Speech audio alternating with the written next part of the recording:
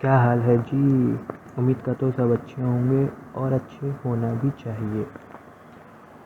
तो आज हम एक नए लेक्चर के साथ शुरुआत करते हैं, एक नए टॉपिक के साथ, मोशन चैप्टर की। ये जो चैप्टर है इसको हम टॉपिक वाइज डिवाइड करेंगे कि हर टॉपिक पर एक लेक्चर होगा, जिससे कि आपको अगर कभी कोई पर्टिकुलर टॉपिक देखना हो तो आप यहाँ से उस चीज़ को ईज़िली सर्च कर पाओगे। तो शुरू करते हैं आज का lecture with a motivational quote, जो कि है if you believe in your self anything is possible. अगर आप खुद पे भरोसा रखोगे तो हर चीज़ मुमकिन है। दुनिया में ऐसा कोई भी काम नहीं है जो आप नहीं कर सकते, लेकिन उसके लिए खुद पर भरोसा होना चाहिए। तो इसी क्वेट के साथ आज का लेक्चर शुरू करते हैं। आज हम पढ़ने वाले हैं कि फिज़िकल क्वांटिटीज़ क्या होती हैं। सबसे पहले एक प्रॉपर डेफिनेशन देखते हैं कि a physical property that can be measured and described bye a number along with unit is called physical quantity. मतलब ऐसी फिज़िकल क्वांटिटी जिन्हें आप मेज़र कर सकते हैं, ऐसी चीज़ें जिन्हें आप मेज़र कर सकते हैं एंड डिस्क्राइब करते हैं by a number along with unit। Let's take an example कि सपोज़ ये आपके पास एक बॉल है जिसका मास है 5 kg, ठीक है। तो जो यहाँ पे जो मास वर्ड है, जो ये मास वर्ड है, ये होती है आपकी फिज़िकल क्वांटिटी। 5 ये होगा आपका नंबर और केजी होगी आपकी यूनिट। तो एक ऐसी क्वांटिटी जिसको आप डिनोट करोगे नंबर प्लस यूनिट के साथ, वो होगी फिज़िकल क्वांटिटी। थोड़े एग्जांपल्स देखते हैं। जैसे length of a table is 2 metre, एक फिज़िकल क्वांटिटी, क्योंकि आप उसको मेज़र कर सकते हैं, नाप सकते हैं स्केल से। एरिया किसी हॉल का 100 मीटर स्क्वायर, इसको भी आप मेज़र कर सकते हैं, ये भी एक फिज़िकल क्वांटिटी है। रूम का टेम्परेचर 300 केल्विन, इसे भी आप मेज़र कर सकते हैं। यानी कि दुनिया में जितनी भी चीज़ें जो आप मेज़र कर सकते हैं वो सब फिज़िकल क्वांटिटीज़ में आएंगी। अब बात करते हैं कि इसके टाइप्स क्या है। तो बेसिकली 2 टाइप की फिज़िकल क्वांटिटीज़ होती हैं, स्केलर क्वांटिटी और वेक्टर क्वांटिटी। स्केलर क्वांटिटी क्या होती हैं? ऐसी फिज़िकल क्वांटिटी जिनका सिर्फ मैग्नीट्यूड होता है। मैग्नीट्यूड मतलब मैथमेटिकल वैल्यू और number value, and no direction, जिनमें डायरेक्शन से कोई लेना देना नहीं होता है, इनको बोलेंगे स्केलर क्वांटिटी। तो इन सिंपल वर्ड्स कहे तो ऐसी क्वांटिटी जिनमें मैग्नीट्यूड होता है, यानी कि जिनकी सिर्फ एक न्यूमेरिकल वैल्यू होती है, डायरेक्शन से कुछ लेना नहीं देना होता है। वहीं पे वेक्टर क्वांटिटी क्या होंगी? एक ऐसी फिज़िकल क्वांटिटी जिसमें मैग्नीट्यूड तो होगा, एक न्यूमेरिकल वैल्यू तो होगी, साथ ही साथ डायरेक्शन भी होगा। तो अब physical quantity that include magnitude and direction is called vector quantity. Example देखते हैं। अगर स्केलर क्वांटिटी का एग्जाम्पल की हम बात करें तो लेंथ, जैसे मैंने कहा कि 5 मीटर, तो ये क्या है? हमने सिर्फ एक न्यूमेरिकल वैल्यू बता दी है लेंथ की।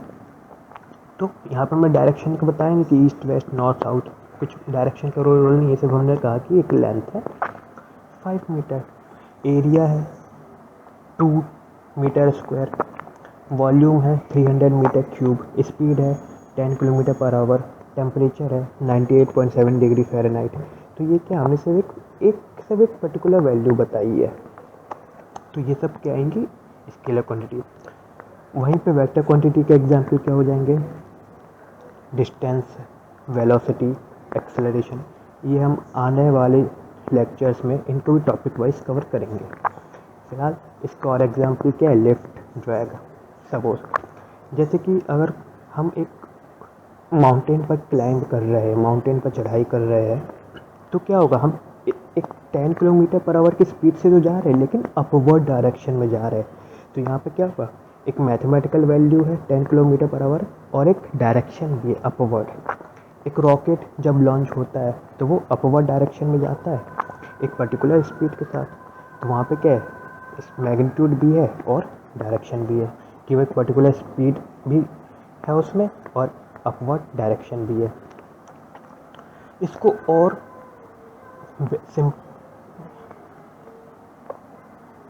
इसको और बेहतरीन तरीके से समझते, क्योंकि एग्ज़ाम में कई बार डिफरेंस लिखने को आता है कि स्केलर क्वांटिटी और वेक्टर क्वांटिटी में डिफरेंस बताओ।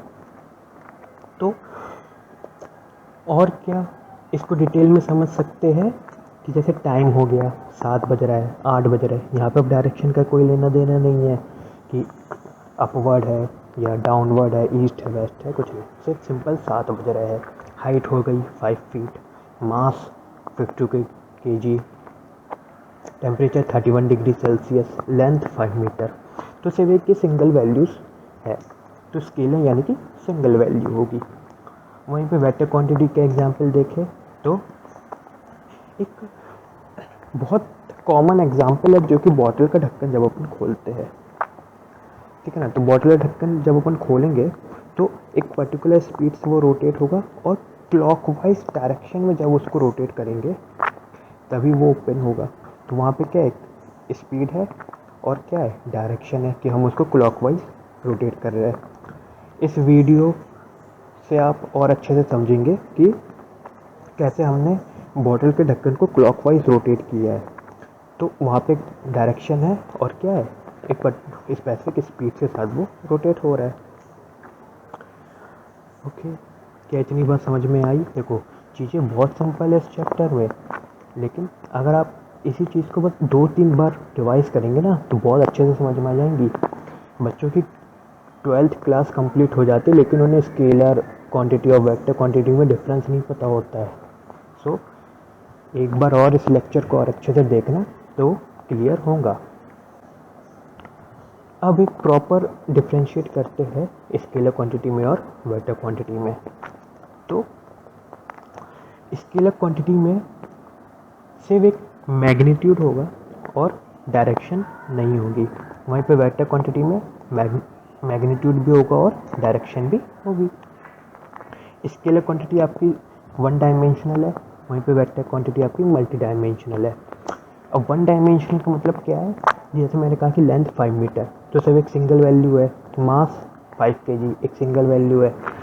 और मल्टी डायमेंशनल यानी कि 5 मीटर इन ईस्ट डायरेक्शन, 5 मीटर इन वेस्ट डायरेक्शन, तो ये मल्टी डायमेंशनल में आएगा। वहीं पे स्केलर क्वांटिटी में अगर चेंज इन क्वांटिटी हो रही है, किसी क्वांटिटी में चेंज हो रहा है, इसका मतलब उसके मैग्नीट्यूड में चेंज होगा। जैसे कि मैंने 10 मीटर की एक रॉड को काट के आधा कर दिया तो वो 5 मीटर की हो जाएगी। मतलब क्वांटिटी में चेंज हुआ तो सिर्फ मैग्नीट्यूड में चेंज होगा, उसके सिर्फ नंबर में चेंज होगा। वहीं पे वेक्टर क्वांटिटी में अगर क्वांटिटी में चेंज हो रहा है तो इधर डायरेक्शन में चेंज होगा या मैग्नीट्यूड में चेंज होगा। सपोज हम 5 मीटर ईस्ट में गए, फिर हमने लेफ़्ट टर्न लिया, वेस्ट में मुड़ गए, फिर राइट टर्न लिया, लेफ़्ट टर्न लिया, तो यहाँ पे क्या हो रहा है कि डायरेक्शन चेंज हो रही है, ठीक है ना। एग्जाम्पल्स की बात करेंगे तो टेम्परेचर, लेंथ, स्पीड और वेक्टर क्वांटिटी में डिस्प्लेसमेंट, वेलोसिटी, एक्सेलरेशन, ये एक प्रॉपर डिफरेंशिएट होगा और ये कई बार पूछा भी जाता है एग्ज़ाम में। तो आज के लेक्चर में ये इतना ही करते हैं। आने वाले लेक्चर्स में हम डिस्टेंस और डिस्प्लेसमेंट की बात करेंगे और उसका भी एक पर्टिकुलर टॉपिक वाइज वीडियो होगी। तो तब तक के लिए गुड बाय, टेक केयर। और अगर आप चैनल पर नए हैं तो प्लीज़ सब्सक्राइब करिए ताकि लेटेस्ट नोटिफिकेशन आपको मिलता रहे।